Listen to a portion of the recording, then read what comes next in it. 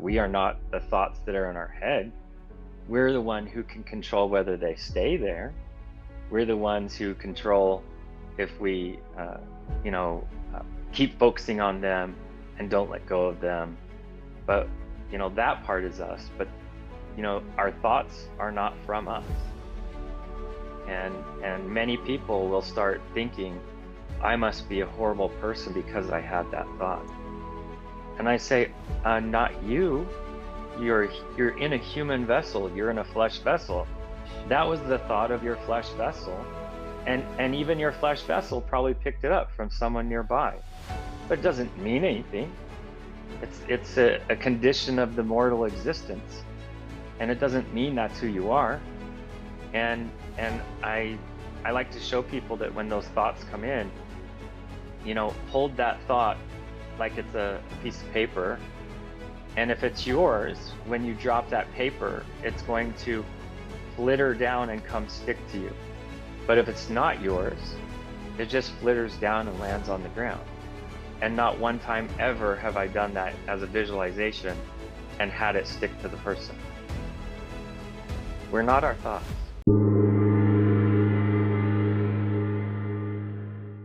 You know, I mean, today where everything is sort of programmed to fear ourselves into the next minute, the next hour, the next day. Your path as a wisdom teacher, a spiritual healer, a physical healer, and, you know, furthermore, in greater depth, not just an experiencer that can share and teach others how to leave this space and come back consciously. You mentor people on this type of training. Do you want to share more about that? Yes.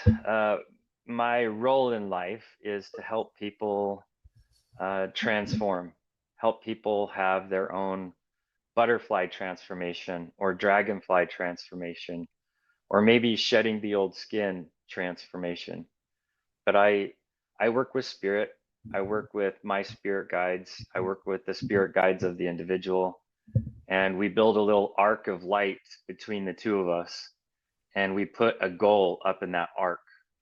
And then what rains down is possibilities and timelines.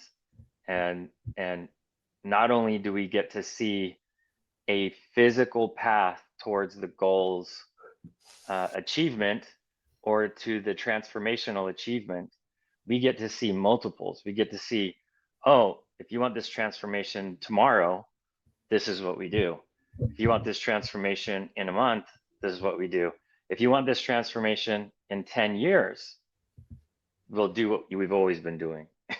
You know, so it's like we get to see, even in the work that I do, I get to see the timeline, and mixed into that, I love that this little sidebar of what I do is I help people release the speed bumps and the slivers and the thorns of trauma that are preventing them from doing any transformational changes or doing any uplifting or changing habits. Yeah, it's an amazing job. I can't believe I do it for a living. I love that I do it, and I wake up on most days excited for everyone I'm going to work with today. Yeah. Hallelujah, my brother. I love that. Yeah. I absolutely love that. I mean, it's hard for me not to add a little religious pop here or there, whether it's Christian, Taoism, Catholicism, Judaism, or Noism.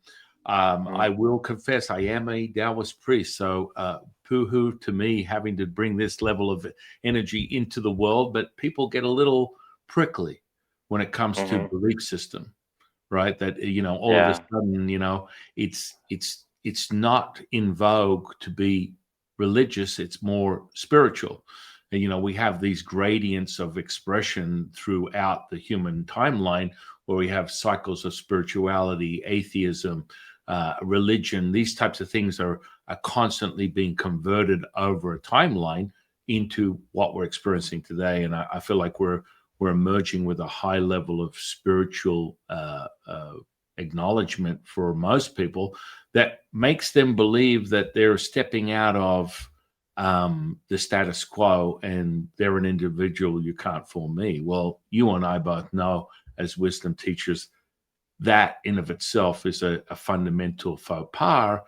Virtue signaling equals no signaling. So Yeah. where do we find the truth serum for our individual path that will give them the insight? Your teaching, your mentorship is so powerful.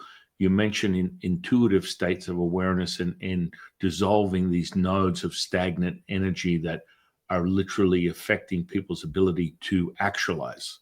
Mm-hmm. Tell us more about that.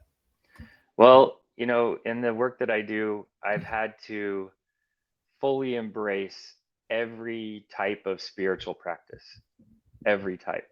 And you know, when I first started, I would keep my own personal practice, and I would stand behind this little baby wall of prejudice while I would look into the other faith practices. But I now fully know that every faith practice is a meridian on Source's body, and that until we can know them all, we actually don't know Source. And until we can know Taoism, Buddhism, you know, Hinduism, Krishna following, or Christianity, or Judaism, or Kabbalah, you know, it's like if we can't understand all the meridians, we can't see the whole picture. And that's part of what allows me to do what I do, is I hold zero prejudice towards any spiritual practice, any belief system, and I try to hold zero prejudice towards anything, even things that my human looks at and says, that is bad, that's not good, you know. I don't hold prejudice in my working soul when I'm doing what I do, because having any prejudice is putting a filter of what is going to come in. And so that's the first thing I do, is I remove that filter of prejudice, no matter what practice, lifestyle, or being that I'm working with. And it allows me to work with every being. And as soon as you remove that prejudice, your spirit eye inside your head, when you're looking to help someone and you feed your love towards that being, you now can see things in their body that nobody can see. You can see ages that they were when that thing got put in there. You can sometimes see the adult or child or older child that put that thing in there with them. And what's really neat is it's love that gets you access to this. It's not some type of psychic power. It's just love. And so when you can love them, you get to look through Source's eyes, and Source knows all. So it allows you to know where there's some self-inhibiting problems that you can go in and just pull them out one at a time, one at a time, one at a time. I had a gentleman that he had Parkinson's. He was quite young when he was diagnosed. And it's weird, but I have 3 friends with Parkinson's, and they got diagnosed in their 30s, 40s, and 50s, which is really early for that disease. And this particular individual got diagnosed in his 40s. And, you know, working with him, I didn't put the goal out there to get rid of Parkinson's. I didn't. What I did do, though, is I put the goal out there. I don't want his hands to shake anymore. So let's rewire or figure out what's stopping the electrical wiring so that his hands are so shaky. And right away, I did my setup. I plug into my spirit guides and I reach over to their spirit guides. And then from their spirit guides, I go down into them. I make sure that I'm feeling actual love for this individual, no matter who they are or how long I've known them. My teacher, Latsu, who I've been channeling for, decades, I'm like, why are you allowing me to feed into this sort of thing? It's like part of true self-realization is an integration of that. And within Yeah. Taoism, we use this sort of like bellows effect where you're contracting, expanding at the same time. You're all things and nothing. It's a creation, completion, and rebirth, which I'm pretty sure you could correlate it with Yes. your training.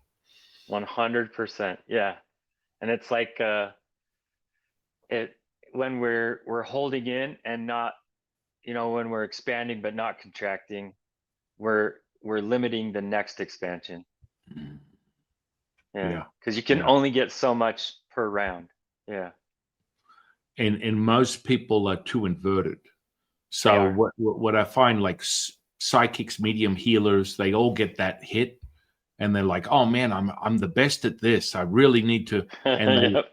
idolize one facet of themselves, and that's Yep. when the system gets corrupted. They start Yep. drinking from the poison well, and then Yep. everything unravels. You know And exactly what I'm talking about. Then you start hearing them say, "I'm the only one. I have this. And it's like, it's supposed to be an I am, not a I have. So what's going on? Yeah. Yeah. And it's sad because there's some really good ones out there that have done it now.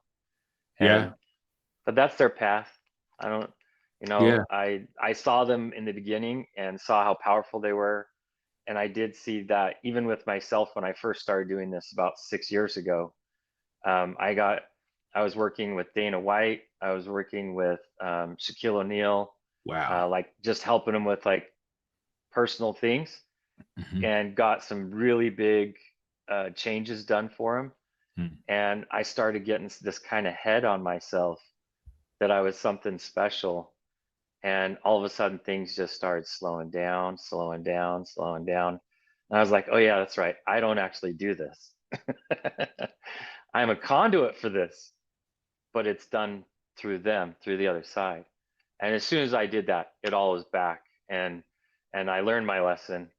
And I was like, there's no I am or only I in any of this stuff. Every single one of us has the gift to do everything that we're doing. Everybody. Yeah. There's no exclusivity on it. No way.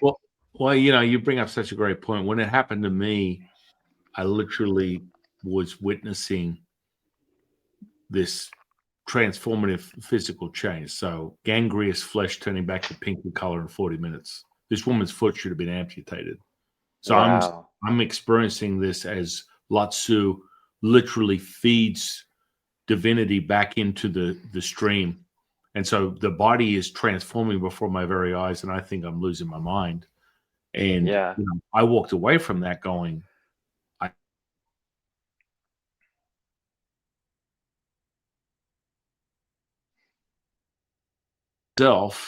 look at that frequency. See what happens with that energy? Yeah. As soon as we get Our high, energy, man. it's Lao Tzu. Lao Tzu's like, you want to talk? You want to talk? It's powerful stuff. And so Oh, I yeah. literally, the first thing that he said to me when that happened was, now you're going to share it with everyone. I'm like, but if I do that, everyone will be the next coming of Jesus. It's like, the more you give, the more you receive. The more you surrender, the more you will become at one with yourself. Yeah. And I'm like, it doesn't, humanistically, it's counterintuitive. But no, it's like whenever I get a student that's like, I want to learn I want to learn levitation. I want to learn, Fa Chi. I want to learn Fa Jin. All these type of forms of like telekinetic potential where you move objects with your mind and things like that. That's just one little slither. You're walking down the path. Great. That's awesome. You can spin a pinwheel with your mind. You can magnetize things. You can all these kind of things are fluffy little like extensions of yourself, but they're not who you are. No. And some of them are like almost a distraction too, and not something that's going to raise your path or raise your existence. Yeah.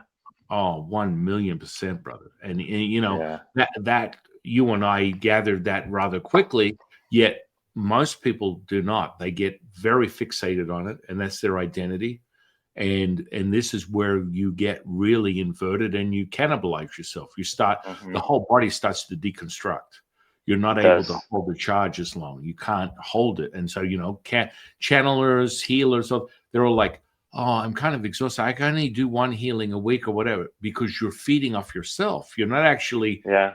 at one with this very moment where it's abundant, timeless, endless, limitless, infinite. You're cannibalizing from your own source energy. Does that make Yes. sense? Yeah. Yeah. Because if you're a conduit for the healing, you could do unlimited amount of healings per week.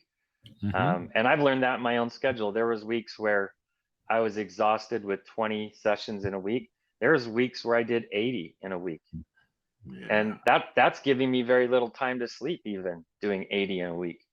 But it worked, and I learned from it.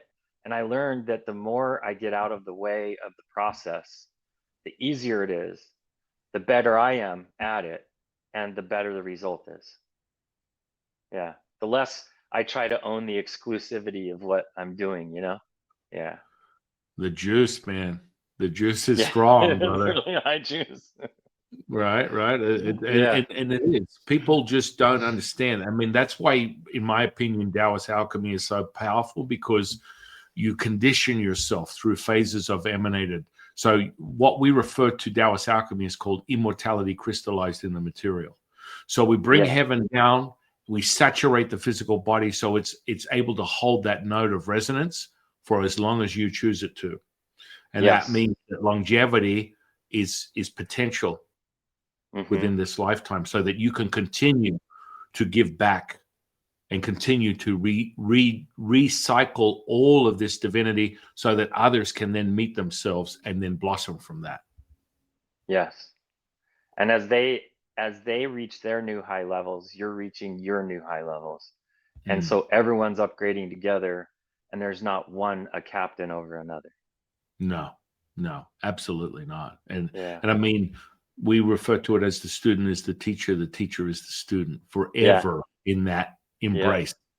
And when people feel as though they have met their highest state, then you lose it all, because it's a Yeah. delusion. It's not the true self. The true self is abundant, timeless, endless, limitless, infinite.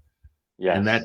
that's where people get, especially within like sexual practices. We have Taoist magic and things of that nature, sex Mm-hmm. magic of that kind of course. You are not. It's a node of concentration, but most people are leaning on abstinence. They're leaning on suppression of this feeling of humanness that Yeah. creates a spark of divinity. And so they Yeah. want to abstain from that, as if they're going to then harness it. But that's not how the transmutation works. If you want to transmute oneself, that means that you are a pass through. You're not Yes. an end point. And that's where people get corrupted, in my They opinion. do. Yeah. As they close their conduit, they become a bucket. And you can only hold so much in your bucket. Yeah. Right. Yeah. And I mean, this is where thoughts, feelings, and emotions are the most impermanent transitory delusion that you could get, because it's Yeah. all a variable that is not permanence. Your immortal, eternal self is permanent. It's forever, Yes. forever. That's the Whereas, permanent self. Yep. and the material is a very distorted version. This is a lower frequential state. And so you're dancing between energy potential and then your immortal self. You don't need to participate at all. Just step back and the default will show Observe. you Yeah. selflessness and servitude. Yeah. And that, but the world would teach you those very same emotions are you, Hmm. that's you. And they're not. They're a condition of our human self. They are a a a fruit from the human self. But it's such a bilateral part of existence.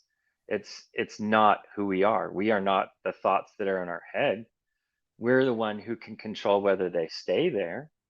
We're the ones who control if we, you know, keep focusing on them and don't let go of them. But that part is us. But our thoughts are not from us. And many people will start thinking, I must be a horrible person because I had that thought. And I say, not you. You're in a human vessel. You're in a flesh vessel. That was the thought of your flesh vessel. And even your flesh vessel probably picked it up from someone nearby. But it doesn't mean anything. It's a condition of the mortal existence. And it doesn't mean that's who you are. And I like to show people that when those thoughts come in, hold that thought like it's a piece of paper. And if it's yours, when you drop that paper, it's going to flitter down and come stick to you. But if it's not yours, it just flitters down and lands on the ground. And not one time ever have I done that as a visualization and had it stick to the person. We're not our thoughts. We're the observer of our thoughts, for sure. Yeah. I mean, it comes straight from one of my teachers, Jade Emperor. All thoughts of your mind are not yours. And then the next question is, then whose are they?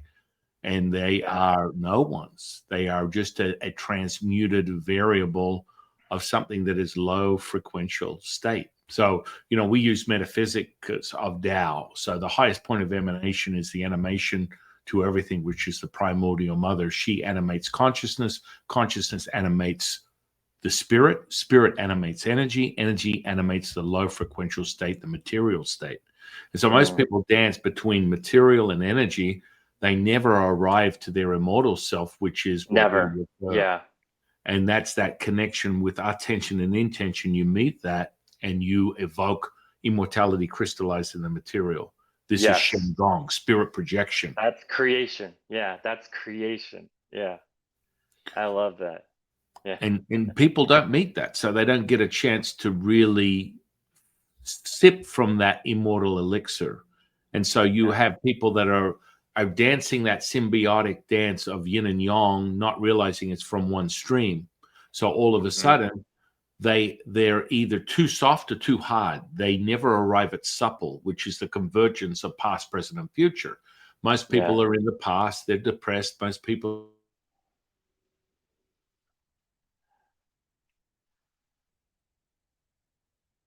everything. Yeah. Look at that. We're banging away today, brother. We're rocking it. We're rocking it. Energy's high, man. I love it. I love it. I absolutely love it. Yeah. But most people don't do it. They don't. Well, the subtle state is the present, and the present is the gift of the present. That's the beauty of it, is when we can get in that flowing subtle state, we become the eternal conduit. And there's nothing that cannot go through us when we are in that state. Nothing. Referring right back to the cycle, the gift is your offering. And so the present is a gift. And that gift is recycled back to that perfection. And so whenever I get a student that becomes fixated on one version of self, because everything is an iteration of self, there's only more variables of the same thing. All is one, one is all. To recognize that you are all things and nothing at the same time is the very disrupted sort of like finite mind, where your Sherlock, your Watson, is to recognize human condition, enter through the labyrinth of the finite mind, and come out the other end as human being. The human beingness is that empathy, that secret superpower that makes this all the beautiful expression, the absolute stream of holiness that comes from this very moment. And you can't arrive any other way. So Sherlock to your Watson is recognizing that deduction and realizing that all thoughts of your mind are not yours. All distraction is like a crescendo of a firework. It pops off and then it collapses back into itself. Impermanent, transitory, and completely false. A 100% lie of the truth. Yeah. And how much of the world is stuck in that little hyper cycle of distraction meets enticement meets distraction meets enticement meets distraction meets enticement they're stuck there for days, for hours, some people for hours and hours every day, scrolling, gaming, uh, you know, uh, watching or streaming or binge watching, all of these terms that we hear about now that even our ancestors couldn't even describe something as binge watching. It's like it's crazy that that's where we are, but it's a symbol that we are in apartheid. We are in the separation, and we are in that separation where we get to choose, do we want to be in the binge of distraction, or do we want to be in um, the abundant flow of life? And to me, I know for a fact that the earth, our mother, she's getting ready to take those who are ready to a much higher place, and that we get to see a different version of her blossoming if we're able to hold on. And those who aren't, she's giving an option to um, split off and stay in the lower cycle. And then the two that are one now become two, both yin and yang. So, and then only to eventually come back again, like she's done many times for eons. And this is a beautiful, magical, amazing time right now, where every choice we make daily is heading us one direction or the other. And we get to watch that slowly happen, and sometimes swiftly happen, depending on the time, the events, and the place of existence. But we get to be in a place where we're in control if we want to be. But after a while, in those lower cycles, we're giving up our control anymore. And then others are going to control, just like they did on this planet eons ago. Well, it's like a disempowering, but most people will never meet themselves because that requires this sacrifice, and Yes. it's not even in the equation for anyone. You walk up to the edge of the abyss, you dive in, you don't Yep. retreat. And Now, that's yeah. where people they can't do. I mean, you and I have so many things in common. I even forgot, I was just about to forget about it. We were both into, I don't know whether you're still into it, but into bodybuilding, powerlifting, all that kind of stuff. Yeah. I've Yeah. spent the last 40 years obsessed with that. Now I'm getting along in the tooth these days, but I can still walk into the gym and randomly out of nowhere, I hadn't really lifted that much, but I pulled a 500-pound deadlift for a couple of reps. I still squatted Wow, that's really strong. still squatted 500 pounds for 3 or 4 reps. And benching has always been my weakness. The heaviest I ever went was 540. Now maybe 2 or 3 plates. But Yeah. these are the numbers. And back in the day, maybe 20 years ago, I was at 805 for deadlift for 3 reps and 805 Wow. for squats.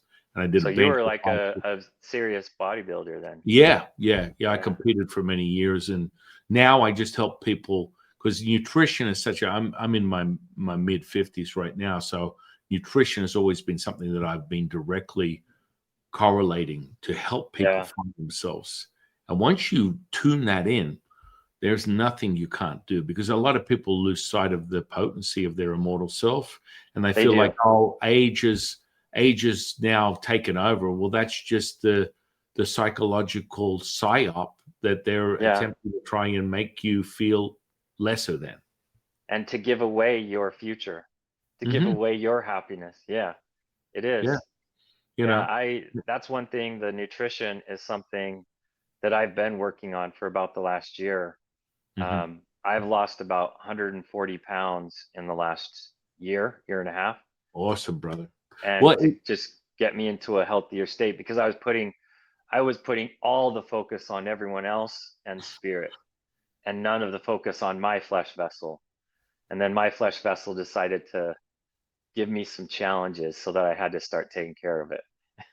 Well, brother, I'm here to support you and love you, and anything you need, I'm always here for you, brother. So, Thanks, man. I've been on every end of the spectrum. I've been up to over 440 pounds at about 30% body fat, and I've been down to 187 pounds at under 4%.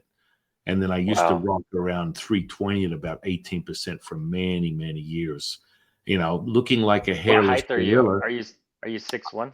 I'm 5'11".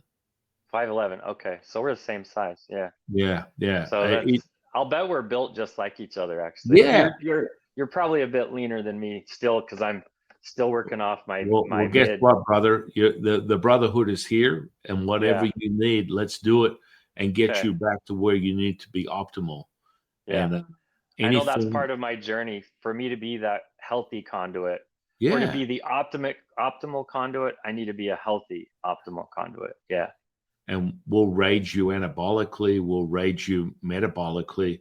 I will tune you in if you need help. You may not need help. If you want some support from me, I'm more than happy to share it with you. But Okay. I've been smashing people.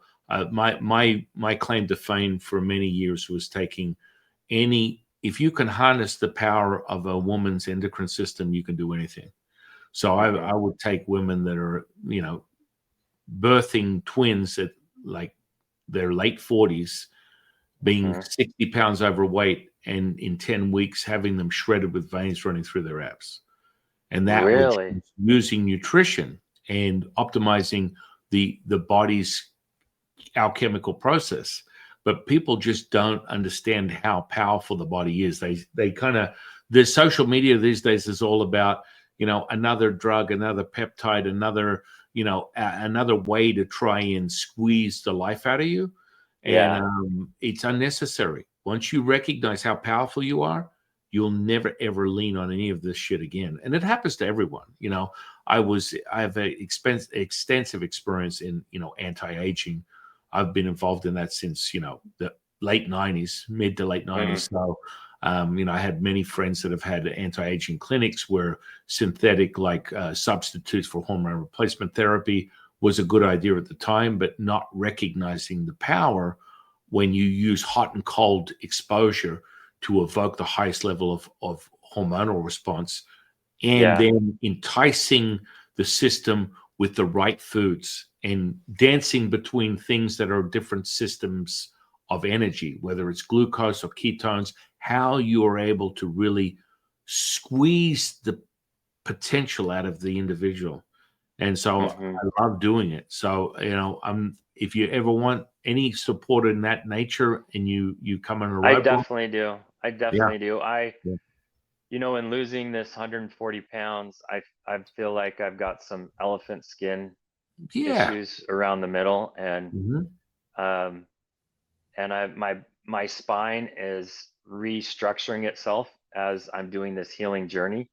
Yep. And so I know that I need to get into a nutritional guideline. Yeah. Let's do it. Other than just being raw vegan or whatever, I Yeah. need to get into something that's really supporting the body till it's in its optimal state, and then I can Yeah. go whatever I need to for maintenance. Yeah. Yeah. No, I will help support and tune you up with all the stuff. I mean, honestly, in 45 years, I haven't seen a change. I started bodybuilding when I was 10. I was extensive in nutrition. By the time I was 15, my first show, I was 187 pounds at 4% body fat. And that's Wow. at 15. And so Wow. 15. I was pulling those numbers, the 805, everything, in my late teens. I wasn't even 20 years old yet. And so I got completely bamboozled because my mentor, even though he was taking steroids, he never shared that with me. And so he nurtured my innocence. So it wasn't until my early 20s that I was completely slapped in the face to come to realize that Arnold Schwarzenegger was taking steroids, that it wasn't a natural order. But my mind, I just applied it. And people were like, how do you, because it says right here in the book that if I eat the egg whites and I eat the protein and I do whatever, I'm going to achieve the goal. And so the power of the mind is never ending. You and I It know. is. Yep. It's like and I'm not saying that there can't be benefit to synthetic support. which is where Yeah. the most researched and used hormone in the history of mankind is testosterone. So it can be Yes. beneficial, but then you stop playing with other systems that have negative feedback loops where you're not going to get the results because you're shutting your own system's ability. And that's where some people are becoming more obsessed with peptides because there's no negative feedback loop and they want to start integrating these things into the system. But be mindful that if you understand how the time over tension, temperature between yin and yang, and the right nutrition, you can evoke all the GLP-1 yourself without Yes. having to take the drug. No Gila monsters needed. No, no, no, no. And I mean, I walk around at a base testosterone of over 1,000, and most people, Wow. that's without any assistance other than the fact that I know how to optimize that through exercise and nutrition. And I promise you, it's not 40,000 hours a week. I'm talking about a commitment that will literally give you your life back if you've been going down that route. Because to stimulate muscle tissue and to stay anabolic, nutrition wise, might Hmm. collectively your commitment is about 45 minutes a week in totality. Wow. Mm. Okay. Yeah, yeah. Less is more. You have to optimize and understand how the system works. And when you do, you realize I've been lied to all this time. Lied. Yeah. And this stuff really hasn't changed. I was drinking walnut oil and MCT oil at the age of 10. I was drinking like fish oil and eating raw eggs and all that kind of stuff. This is just a basis of my understanding of nutrition. Now, I might have gone extreme there at a certain point where I'm doing like a Vitamix full of like 4 cans of tuna and 20 egg whites, and I'm blending and injecting it like. But you start to understand there's a deeper nature, and there's certain things that happen within the microbiome where you want to optimize the protein absorption. So you slightly Yeah. cook the protein to make it more bioavailable. But generally speaking, nothing has really changed. But what has changed is social media and the delusion of Yes. The social media is distraction of social delusion. media. Yep. And I need everyone to understand that 99% of people that are running around going, follow my training program, eat my diet, are just loaded with steroids. They have no idea Yeah. or understanding how the body works. They don't know how to optimize themselves. And when you take that formula out, they don't have a clue how they got there because it's Mm. it's a cheat code that is temporary, and you do burn out eventually. You can't hold it Yes. forever. You need to be No. able to teach the body to optimize these forms of energy without using or a crutch of synthetic support. And Yeah. so when you get that, and it doesn't matter how old you are, I've worked with people that are 70, 80, 90 years old, and they take back their hormonal cascade and That's their awesome. endocrine system as if they're like 18 again. And they're like, how the hell is that possible? Because you were just lied to. Yeah. It's easy to do. People get they're stealing away your essence because they're bamboozling you with lies of what things should be instead of knowing that the truth is so close that you should be able to taste it, but then they try and get you in another direction. Yes. It happens all the time. Oh my goodness. It's crazy. Yeah. I feel, as you know, there is no limits. There's None. no limits. When you stay None. open to as that conduit, there's just no limits. We get to point our our finder on whatever we want and receive how to get it and how to arrive it. It's really quite a gift, this life. No, it's Really quite a amazing. gift. It's amazing, brother. And what how you teach people has effectively changed this whole space. You're definitely a huge catalyst, in my opinion, to awakening people to their true potential. Yes, it's almost like it wakes them up from the movie they've been stuck in their whole life. And for some of them, that wake up is a trigger. They just get completely triggered by me. And I love that because triggering means transformation. It just does. So even though they hate me for doing it, it awakens something in them that this is something that they didn't know they were a part of, you know. And it's a beautiful thing to see uh, people getting that wake up and going out there and becoming uh, this higher being, this expanded being. Even if it started with getting triggered by watching some crazy guy named Vinny on YouTube or one of these channels, you know. I do love that. I love it so much. And uh, you know, when I first started in this space, I would get somebody triggered and they would set an appointment with me so that they could just lay into me and let me have it for how triggering I was. And what I would do is make sure I was not a bucket, make sure I was my conduit, and just sit with a smile on my face and have the most kind, loving words for the most harsh words they could come up with. And I would just keep asking them, is that everything? And sometimes it would be 30 minutes, sometimes it'd be an hour, sometimes it'd be a full 90 minutes.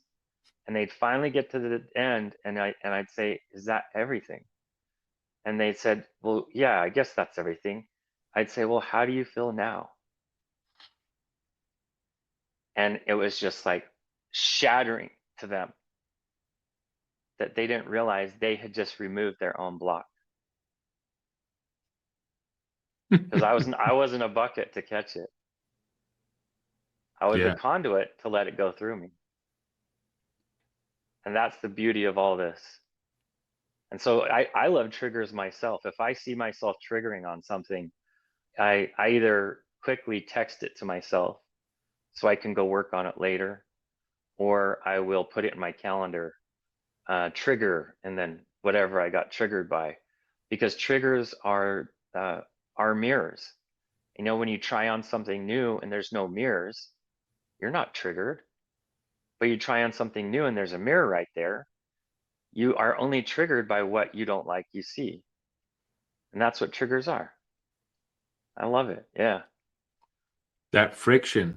It's that friction, that re-entry. And, you Yeah. know, that symbiotic dance it's an abrasive chalk and cheese, oil and water moment where do we meet it to actualize self? And that Yes. requires a complete deconstruction, a Hmm. breaking. At the next version of the Russian doll, it comes out as it should Yes. be, right? Yeah, the Matrushka. Yeah. Yeah. That's Yeah. awesome. Yeah, I mean, I always refer to it as like your mission, if you choose to accept it, Ethan Hunt, is to find the Yeah. center point, walk through it, and recognize there wasn't a point to begin with. That body-centric moment is the very conditioned limitation that you've been sold as your identity, which it never was Yes. in the first place. And never was you. Yeah. That's awesome. I love that. Yeah.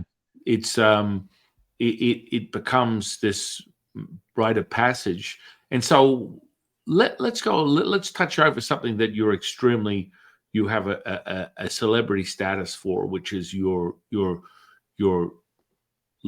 death and rebirth Hmm. experiences that you've had, and that have evoked this immortal self and brought rise to this in this lifetime, which has been so healing for so many thousands and thousands of people that immerse with your story, and then they get evoked to want to meet your wisdom teaching through that knowledge.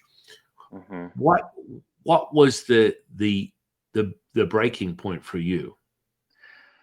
For me, um, you know, when I first started sharing this, I didn't feel like a celebrity.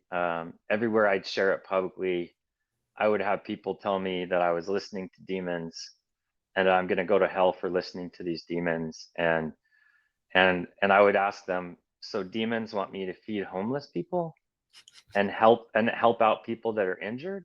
Yeah. And they're like, yes, those are demons. And I'm like, if that's a demon to you, I think you're worshiping the wrong direction. And, to me, when I first started sharing it, I would say 80% of people loved it, 20% hated it. Now I'm seeing about 95% people really loving it.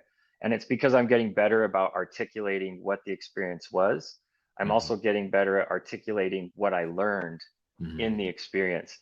But the real gold nuggets are these very special, precious 10 fundamental principles that I had to learn for me to go from my earthly realm into my home, into my heaven. And, those 10 principles have changed uh, probably hundreds of thousands of people's lives, maybe even close to 1 million or two now. Mhm. It's like, it's really changed a lot of lives. It's one of those things where uh, we've never marketed, promoted, or did any type of putting out there that we have a book, other than when people ask me, I tell them I have one. That's it. And we've sold our book all over the world, a couple 100,000 copies, Wow. and without pushing it at all anywhere. And it's because what happens when you read it, when you go and you experience what I experienced, even secondhand, you're changed. Because it's like we don't realize our entire life living here, we have blinders on. And not only one set, we've each probably got 10 sets of blinders. And what this does is it helps the individual take off at least one, two, three, maybe all 10 of our blinders. And that's what those 10 principles do for people. It helps them know something they already knew. And I hear that every single day. Vinny, when I was studying the book, when I was listening to you on such and such show talking about these 10 principles, I knew I already knew them. But it's like that was buried down so deep underneath the blinders, they forgot they knew this. And hearing me express it in my experience, it helped remind them of their own truths. And I don't share my experience to try to convince anyone that that's going to be their experience, because the great thing with source is we are loved as a fingerprint. We get our own very specific existence here and in the eternities. So we get to have the transition that we need. And this just happened to be the transition that I needed. And I feel like a lot of people need it, because as soon as I got back, I felt it from everywhere. And every time I shared it, people would say, you need to write this down. I want to share it with a bunch of people. And so it's been an amazing journey, man. And with my NDE, my breaking point was when I took a supplement. It ended up being a concentrated version instead of a watered down version. I had bought it from Thailand, and it was not my normal stuff from the United States. It ended up being 20 times stronger than my normal dose. And if you were building back in 2003, bodybuilding, if you remember furanone dihydro, did you do any of that stuff? It was the I mean, muscle recovery accelerator. well, there was things that we were still playing with the late '90s. So, like, Agent Orange, that stuff from Dan Duchesne. You remember Dan Duchesne? Yeah, I do. He created the underground steroid handbook, but there was like HMB. There's a lot of like amphetamine based sort of supplements that have now, of course, been banned. But all these Yes. types of things were not regulated. I still don't think they should be. But hey, look, whatever floats your boat. But in your situation, if you got something outside of America, there's zero regulation. Yeah, So, zero regulation. Yeah. And what I didn't realize too is the same product you're buying in the United States, it was a 5% concentrated solution and 20% sorry, 5% concentrated, 95% water. But when you get it anywhere outside the United States, it's 100% concentrate. So mm, with no water added. So what we had, it was a bottle that we were supposed to take 20 bottles of water and mix it all together so it would be one big batch. we had no idea that's what we had. We thought it was the supplement. So ignorant on both of us, me and my buddy. I ended up dying in a Dairy Queen bathroom, and I was found dead. I was by medics, and or by a restaurant manager, but the medics came. They pronounced me dead. They put me in a body bag. They knew I'd been dead for quite a bit because my body felt cold. And this rookie medic sitting in the back of this ambulance, he felt his own intuition tell him that this guy sitting there in a body bag, who has been likely dead for well over an hour, is not all the way dead. And he went ahead and unstrapped a bunch of straps, hooked up a defib machine, and started shocking the body. And on the third round of shocks, he got a steady heartbeat. And that was my, you know, all of this happening was my breaking point for my own death. But this was my breaking point for my soul, to allow it to go have a little tourist visa in heaven for 3 days. Because I was still brain dead for, you know, you don't lose oxygen for that long and not come out without some kind of brain damage. I was brain dead for 3 days, 3 full days, less than 5% neuroactivity or brain activity or brain electricity, less than 5% consistent. I was on full life support. I couldn't breathe on my own. I couldn't do anything on my own. I couldn't open my eyes. I was out. I was a vegetable.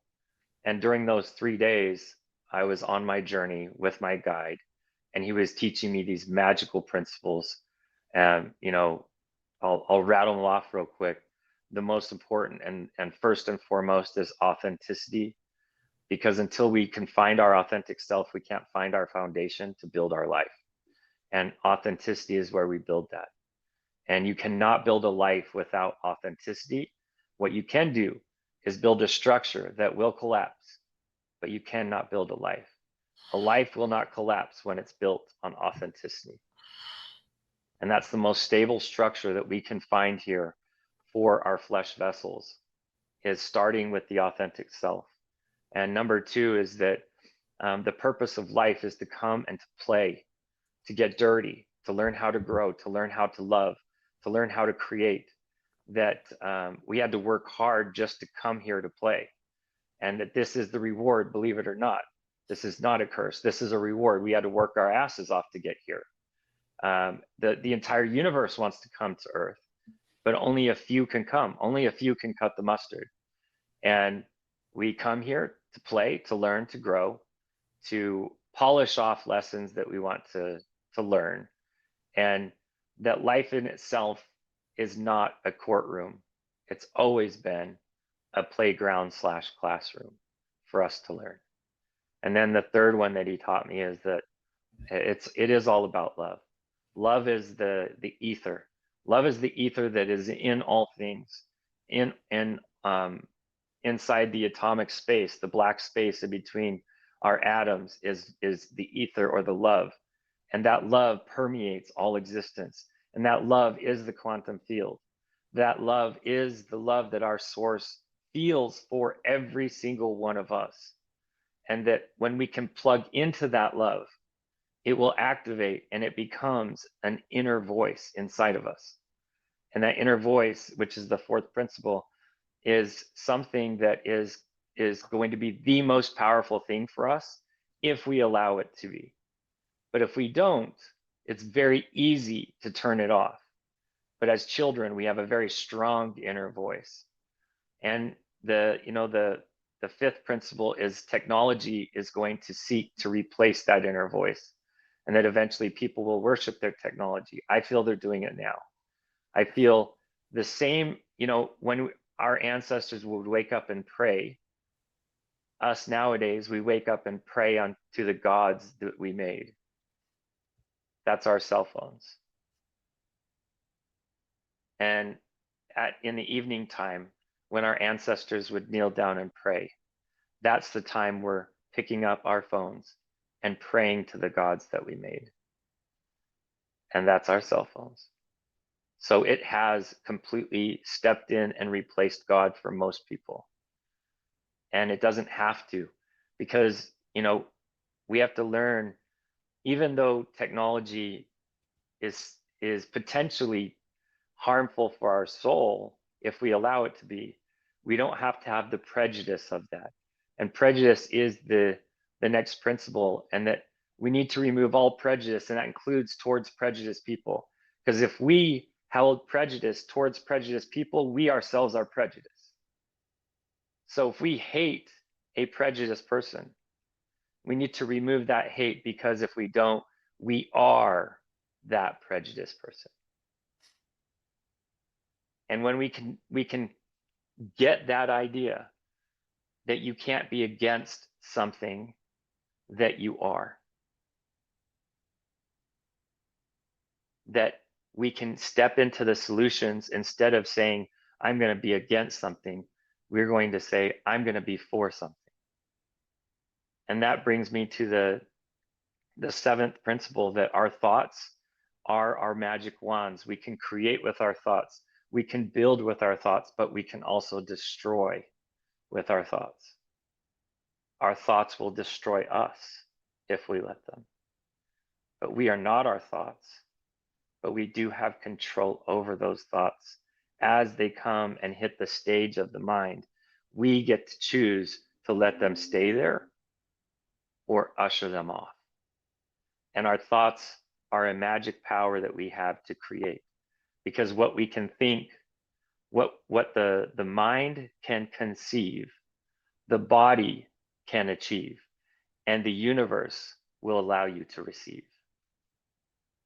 And that led me to the eighth principle, that there's going to be some negative out here, and we need to learn to choose to not let those negative things stay on the mind. And I can't tell you how many times I've worked with people that say, I'm depressed, I never want to go anywhere, I don't know why I'm so sad. And I'll ask them, well, what do you do with your free time? Oh, I watch Law and Order, or I watch murder mysteries, or I watch horror films. And I'm like, okay, so you're watching down arrows all day long, and you're asking me, why am I a down arrow? And they're like, what? And I'm like, yeah, you're watching stuff that lowers your vibration all day long, and you think it's your fun time, it's your pleasure time, it's your relaxation time. Or they'll even say, I watch the news. That's like triple arrows down. And then you're asking me, why do I feel so down all the time? Stop consuming downward energy and choose to consume upward energy. Watch positive things. Seek out inspirational things. You find a really good video that inspires you, text it to yourself. Utilize that video, share that video.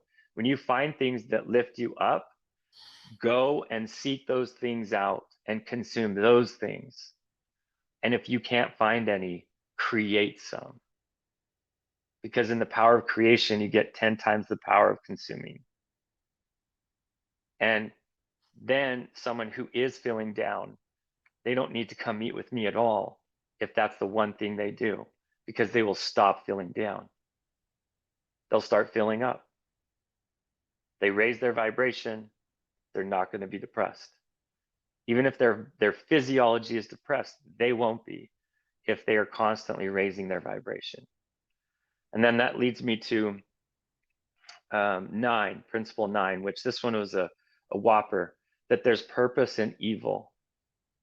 And that, I have a lot of friends, including my uncle, who didn't believe there could be a God or a source, because there's so many bad things happen to good people. And it was very clear.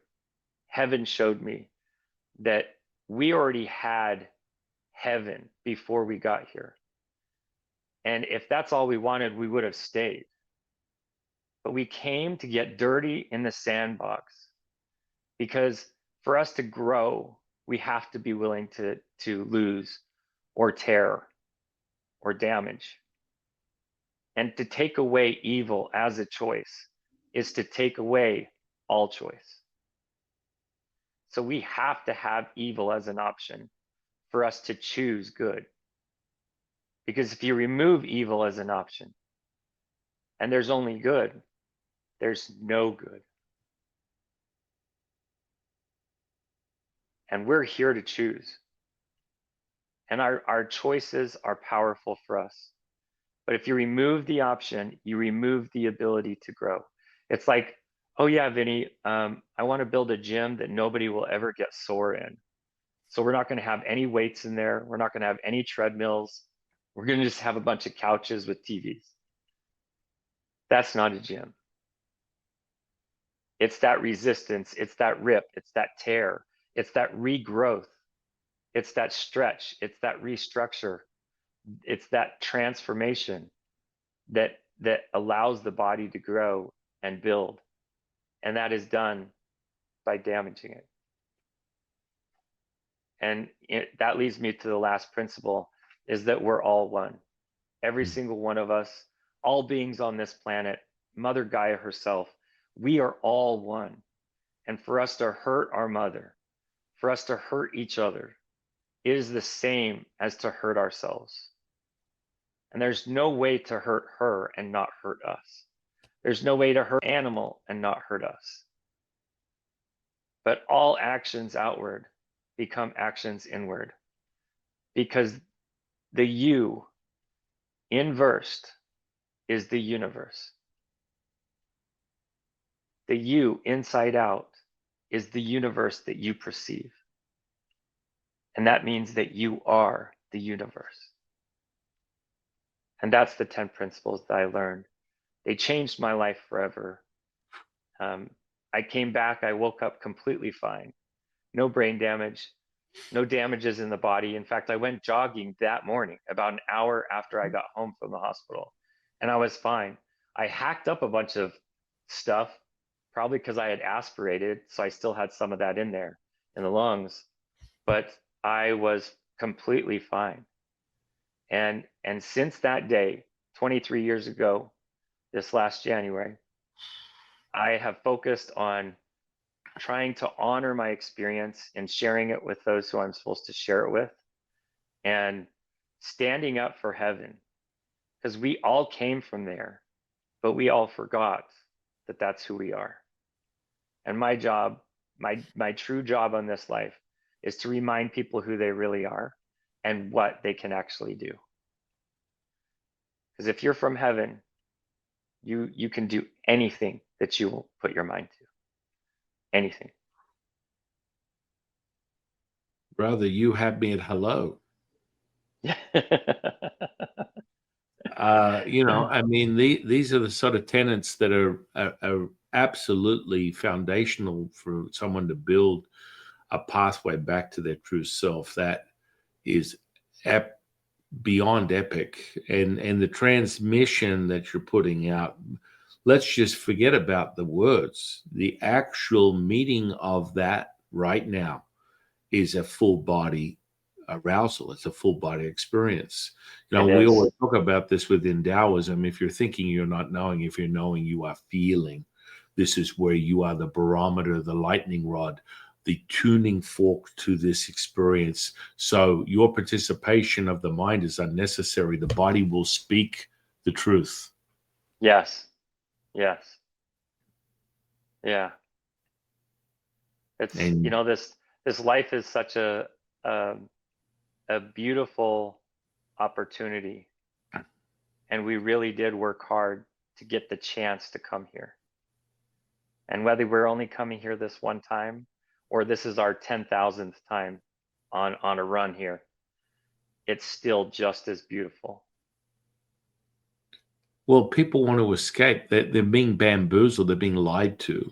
So It's like, what are we? I call this, I guess I would, spiritual new age version, spiritual bypassing, where they don't want to feel into themselves. They don't want to meet the moment. Like, I'll have my kids get up in the morning and it's a crisp, early morning. And I'll be like, all right, go outside. But Dad, I need to put on a jacket. No, you need to meet the day. Yes. You need to experience that yoke that has broken the the transfer of the baton from light to dark, from dark to light. You are meeting your maker right now. Inhale, embrace it, absorb it, emanate it, embody what the true self is, which is this holy moment right now, this absolute stream that cannot come from anything else other than the body is now meeting this divinity and it's experiencing heaven on earth. This is the beauty of earth in of itself. To escape that, to want to escape the body, is fundamentally robbing you of the very purpose of your being in this very material world. I think we get that because for generations, the Western medical system has convinced us that you don't chase problems, you chase symptoms. Mm-hmm. And if you can make the symptom go away, you somehow got the problem to go away. And we know that's not true now. We know unequivocally it is not true. And that when you use nature, nature goes after the problem and controls it, and it becomes a solution. Whereas a medication, a prescription, it goes after strictly the symptom and the symptom only. Because if they go after the actual problems, they're going to cover all the symptoms, and they only get to sell you one medicine. But if they go after the symptoms, they could sell you 10 or 12 different medicines for the same as what nature could bring as a healing agent. And so we've been raised in a culture that follows and practices this.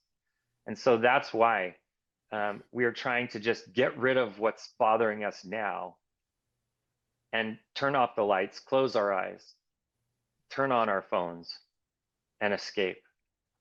And somehow that escape is real to us, but yet it's not a real escape. In fact, to me, it's a cataclysm, a collusion to convict us and put us in a prison. To me, there's no difference than forcing a man to be inside four walls all day long, barely existing mentally, physically, and spiritually, and enticing one to do the same. It's the same. Our world has enticed so many to only want to exist and distract, and that's no existence at all. No, it's like the full stop, as if the sentence was limited, as if there was an ending. Yeah. You know, within Taoism, we refer to the rhapsody, to the remedy, and this is an ancient magical path of incantation where you capture the divine resonance and you encapsulate it within words, poetic fluidity that garners the energies of the earth and returns them to that absolute stream. And so the energy of linguistics captures the attention of all that are here for the sermon of the true self. That serum will be met when you hear that divinity as it permeates the body through the sound, through that beautiful sound. And, you know, it's like Lao Tzu always reminds me, you capture this so simply. It's sort of the serendipitous, synchronistic, sublime self as you sip from the cup of immortality, as the sun rises, as the moon embraces the very fertility and the truth that comes from the embodiment of man and woman, of heaven and earth, of all things in between. We arrive, my dear brother, we arrive to this now moment, and we remember and recognize what the truth is. I love that. Is that in the Tao Te Ching? That was right now. That was transmitted from Lao Tzu this moment. Right now. That's awesome. Yeah. That's the living Tao. Yes. I always remind people, I'm as dumb as rocks. I know nothing. I am Yeah. just here as a transmitter of knowledge to wisdom, and forever in gratitude as I witness that. It's like Yeah. it's a forever thing, brother. I know that Lao Tzu is a very large part of what I do. Mm. I know that he's one of the masters that sits in my ring of masters, and once in a while steps away and comes back. Sometimes steps over to me and comes back, but it's part of my ring of masters that I work with, and it's such a unified teaching. When you look at that table of the ring of masters, they're all teaching the same teachings, every single one of them, just to different religions and cultures. Yeah, it's quite beautiful.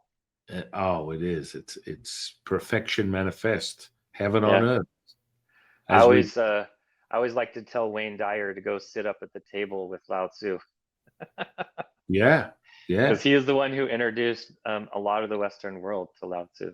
Yeah, yeah. What an interesting energy. What a complete and utter surrender. yes, yeah, It's yeah. beautiful, magnificent. Well, San Qing, this has been really cool, man. This has been really awesome.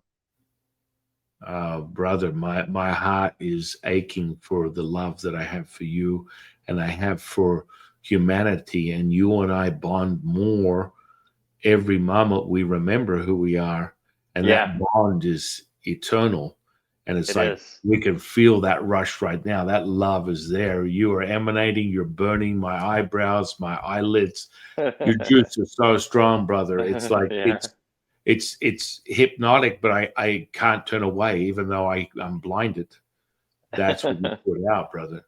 And Well, I appreciate you. I can feel that we're both on the Michael, which means, which in ancient Hebrew, the Michael is the protection from source or from God, and it means like literally the army of God, and it's also the name. It's the name of one of the angels, Archangel Michael, and it's like Michael is not just an angel. Michael is an army, and Michael has the Michael has soldiers all over, and we're all waking up right now, and I can see that in both our eyes, Oh, brother, from one Michael to absolutely. another. Yeah. Absolutely, brother. Absolutely. I mean, this has been the most phenomenal connection. I'm so grateful that we're Yeah. sharing today, and I look forward to building on our bond as we continue exploring our relationships past. Yes, I'm excited to do it. Yeah, for sure. I got to Yeah, get running now, though. Looks like I'm yeah, late yeah. for Absolutely, my brother. next one, brother.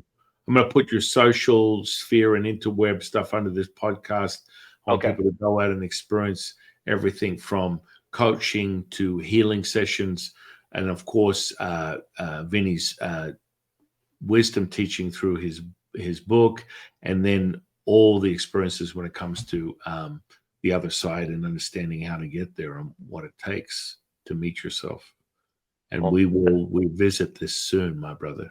We will be thank back. you. Thank you so much for having me, man. And a true namaste, that I recognize the light inside me and you as the same light that is in with all of us. Oh, love you All too, right, brother. brother. Love you, And with man. that, love you, love the audience, love the universe for bringing you into my life. I am your humble servant and seafood Taoist Master San Qing. I'll see you in the next one, guys.